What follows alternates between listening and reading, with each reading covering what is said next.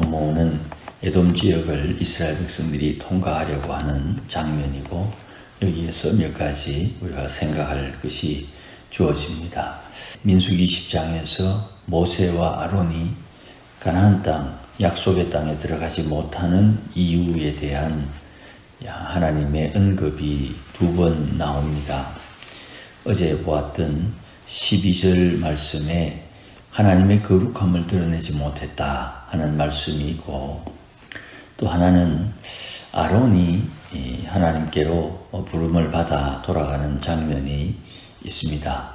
여기에서 이제 아들 엘라살에게 대제사장의 직임을 전달하는 그 내용이 잠시 언급되어 있습니다. 아론의 죽음은 다음에 다른 것과 좀 연결해서 언급을 하고, 앞부분 에돔과 관련된 부분만 잠시 좀 살핍니다. 모세가 생각할 때에 에돔 지역을 통과하면 요단강 동편으로 좀 더 빨리 갈 수 있겠다 하는 그런 생각을 한 것 같습니다. 이 지역을 빙 돌아가는데 이 과정을 볼 때 모세가 좀 과하게 생각한 것이 아니냐, 그렇게 추측이 됩니다. 좀 조심스럽습니다만은 이스라엘 백성들이 왕의 대로 요단강 동편에 홍해 하구에서 북쪽 지역까지 이어지는 무역상들이 다니고 전쟁할 때 군사들이 이동했던 그 도로를 사용해서 요단강 동편 쪽으로 이동하는 그런 계획을 가진 것 같아요. 그런데 이 계획이 하나님께서 인도하신 것이냐 하는 의문이 드는 정황을 좀 봅니다. 모세가 사신을 보냈다 하는 말은 적어도 예의를 가지고 어떤 요청을 하는 장면으로 봅니다. 이미 우리가 아는 대로 모세는 애굽 나라의 왕자 출신이니까 예우, 나라와 나라 사이에 예우하는 것을 알고 있는 사람이에요. 그래서 사신을 꾸려서 사신이 무엇을 어떻게 요청해야 하는지를 저들에게 알려주고 에돔 지역에 보내게 됩니다. 17절 말씀에 당신의 땅을 지나가고 싶습니다. 밭으로나 포도원으로나 우물물도 마시지 않고 큰 길, 그 왕의 대로만 지나가서 우리가 속히 통과하려고 합니다. 그랬는데 의외의 반응이 나옵니다. 18절 말씀에 에돔 왕이 못 지나간다. 그리고 내가 칼을 들고 나가 너를 대적할 수도 있다는 협박을 합니다. 이 입장은 에돔 왕의 입장에서 볼 때에 이 엄청난 무리가 이 나라를 가운데로 통과하게 될 때 혹이라도 반역이 일어나게 되거나 전쟁이 일어나게 될 때 그 뒷감당을 못한다고 충분히 생각할 수가 있지요. 그래서 자신은 한 번 더 이스라엘 자손들이 큰 길로만 가고 심지어 물을 마셔도 그 물값을 내겠다, 경제적으로 큰 도움이 될 수 있다고 언급을 하는데도 불구하고 에돔 왕이 변방에까지 직접 군사를 이끌고 나와서 이스라엘 백성들이 에돔 땅을 지나지 못하도록 하는 그런 조치를 취하게 됩니다. 자, 이게 일상적으로 일어날 수 있는 일입니다. 그런데 이스라엘의 영도자인 모세가 이런 과정을 거치면서 전혀 어떤 영향력을 끼치지 못하는 상황을 우리가 보게 되지요. 에돔 왕이 모세가 왔으면 길 좀 비켜줄 수도 있지.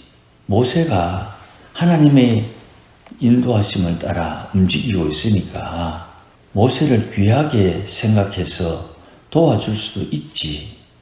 그런데 모세의 존재감이 전혀 드러나지 않는 거예요. 그리고 심지어 14절에 이스라엘이 에돔 왕의 형제의 나라이다. 우리가 애굽에 갔다가 다시 하나님이 우리에게 약속하신 땅으로 돌아가는 길에 형제의 나라를 지나가고자 한다. 그럼에도 불구하고 에돔 왕이 모세와 이스라엘을 거부하고 그들을 자기의 땅에 들어오지 못하도록 합니다. 이 사건이 자연스러운 거예요. 자연스럽다는 말은 두 가지로 생각합니다. 에돔 왕 입장에서는 자기 안전을 자기가 지키고 있는 자연스러움이고, 또 이스라엘이 이 일을 겪으면서 이 길을 하나님이 인도하지 않은 것 같은 그런 느낌이 드는 거예요. 하나님이 인도하지 않으니 그 길에 형통함이 없는 것이 자연스럽다는 말입니다. 그런데 이 내용을 통해서 나중에 아모스에 가면 아모스 선지자가 이 사건을 가지고 에돔을 저주하는 장면이 나와요. 그리고 심지어는 예수님 시대가 되기 전에 에돔은 역사상에서 다른 민족에게 흡수되어 가지고 이 민족은 사라지게 됩니다. 그러니까 에돔 왕은 자기가 생각할 때 지극히 정상적이요, 상식적이요, 합리적이요, 자기가 자기를 지키는 당연한 일을 했는데도 불구하고 그 일로 말미암아 이 민족이 저주받는 이유가 되고요. 모세가 생각할 때 이 하나님께서 우리를 인도하시는데 이렇게 길을 가는 것이 제일 효율적이다는 생각을 한 것 같아요. 오늘 본문에 에돔 지역을 지나는 여기에 하나님께서 이스라엘을 인도한다는 장면이 없어요. 그리고 21장 4절에 내일 본문에 살피겠습니다마는 에돔 지역을 통과하지 않고 빙 돌아가는 요 사건을 통해서 이스라엘 백성들의 마음이 상했다 그래요. 하나님, 왜 우리가 하나님께서 인도하는 길을 가는데 좀 빨리 갈 수 있도록 해주지 않습니까? 요 사건을 통해서 모세에게 하나님에게 좋지 않은 마음을 가지게 되는 것 같아요. 그러니 이 사건을 통해서 추리해 보건대 모세가 회중들 앞에 하나님의 거룩함을 드러내지 못하고 그 이후에 바로 하나님의 인도하심을 놓치고 모세의 개인적인 판단에 따라 이 길을 선택해서 이 일을 추진한 것이 아니냐, 그렇게 조심스럽게 추측을 하는 거예요.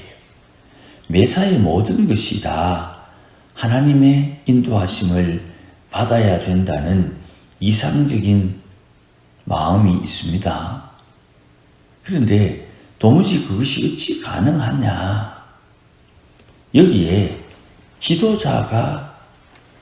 지도자급에서 하나님 앞에 받는 책망을 우리가 좀 살펴야 돼요. 오늘 오전 말씀과도 연결이 되어서 좀 조심스럽습니다만은 지도자가 하나님 앞에 받는 책망 혹은 상급의 무게가 달라요.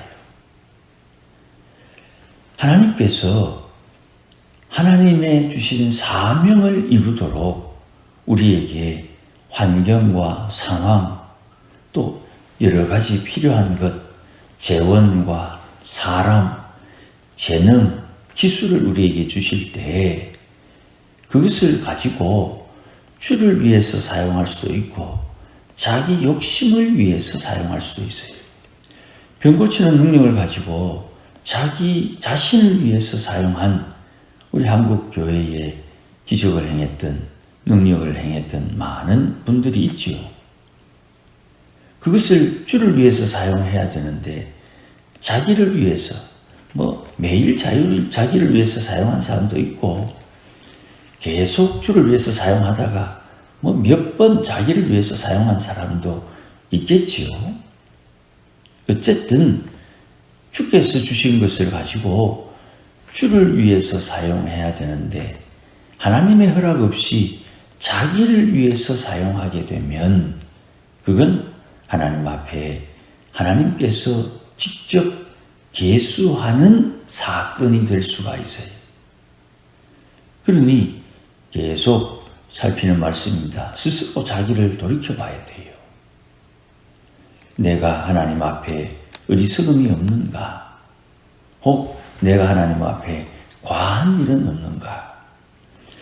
저는 성경에 이런 사건들이 여기저기 많이 있겠으나 엘리야의 제자 엘리사를 늘 생각합니다. 엘리사가 대머리였는데 엘리사의 약점인 대머리라고 놀리는 아이들 40명을 화가 난 엘리사가 저주를 합니다.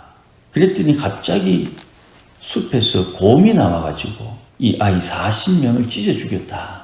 능력의 종 엘리사가 그렇게 자기에게 주신 영감, 엘리야가 받은 영감의 갑절의 영감을 받은 뒤에 했던 능력이 자기 대머리라고 놀리는 아이들 저주하는 일이었어요. 제가 묵상하는 바로는 엘리사가 그 저주를 통해서 스승 엘리야는 하나님 앞에 하늘로 부름을 받았는데 갑절의 영감을 받은 엘리사는 병들어 죽는 이유라고 묵상을 합니다. 실수할 수 있죠. 그런데 그 실수의 무게는 다르다 이 말입니다. 직분을 받은 인 하나님 앞에 실수할 수 있죠. 그러나 그 직분에 대한 책임은 하나님이 반드시 묻습니다. 목사로 세움을 받고 장로로 세움을 받고 또 여자 성도들에게는 장로로 대우해주는 권사로 세움을 받았는데 그 직분에 대한 하나님의 합당한 요구사항이 있어요.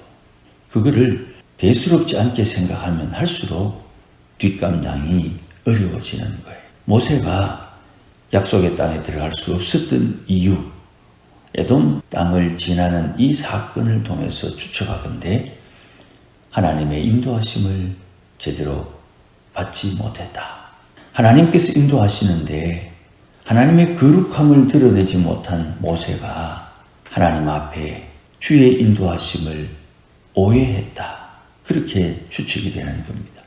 영감의 사람이 영감 작동을 놓쳐버리게 되는 아주 중차대한 실수로 드러나는 것 같아요. 그래서 이렇게까지 할 필요가 있겠나. 에돔 왕이 직접 군사들을 데리고 나와서 절대로 우리 땅을 밟을 수 없다고 협박하거나 강하게 막는 이 상황은 하나님께서 전혀 도와주지 않는 그런 상황으로 이해될 때 충분히 이 사건을 이렇게 우리가 이해할 수 있겠습니다.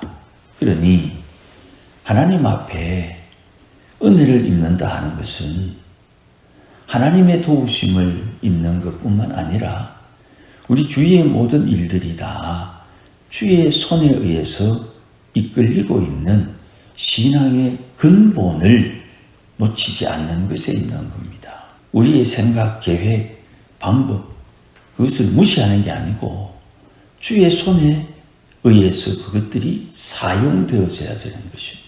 하나님은 나의 왕이요 내 인생의 주인입니다 하는 말은 그냥 듣기 좋게 하는 말이 아니에요.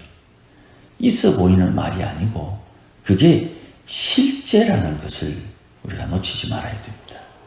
하나님 앞에서 내가 어떤 마음, 어떤 자세로 하나님을 섬겨야 되느냐. 좋은 마음을 가져야 되는데 환경과 상황이 내게 불리해도 하나님 앞에 좋은 마음을 가질 수 있는가? 우리는 회개를 통해서 이 마음을 유지할 수 있도록 우리에게 큰 은혜를 주셨죠. 회개를 통해서 이 좋은 마음을 유지함으로 100배, 60배, 30배의 결실을 반드시 거두게 되는 거예요. 그러니 내 안에 계신 성령, 하나님의 성령의 인도함을 따라 하나님을 섬기고 인도받는 것을 게을리해서는 안 되는 것입니다. 그걸 무시해서도 안 되고 그것을 놓쳐서도 안 되는 겁니다. 좀 과하게 표현하면 내 안에 계신 성령께서 인도하시는 것을 따르지 않는 것이 하나님의 성령을 회방하거나 그런 상황이 야기될 수 있는 것입니다. 그러므로 주의 성도들은 오늘도 하나님의 성령의 충만함을 구할 것이요 주의 성령의 인도함을 따르는 믿음의 권속들이 되어야 되는 것입니다. 이 크신 은혜가 함께 하시기를 주의 이름으로 축복합니다. 기도하십시다. 하나님 아버지 고맙습니다. 귀한 사건을 통해 또 하나님께서 우리에게 깨우쳐 주시니 감사합니다. 오늘도 예수를 믿는 이들에게 구원의 표로 성령을 주셨으니 내 안에 계신 성령께서 나를 다스리시고 또 형제 안에 계신 성령께서 형제를 다스리시며 우리가 함께 모여 하나님의 교회를 이루고 하나님의 교회가 주의 성령의 인도함을 따라 주의 일을 감당할 수 있도록 하나님 앞에 겸손하게 주를 섬기는 우리 모두가 되게 하여 주시옵소서.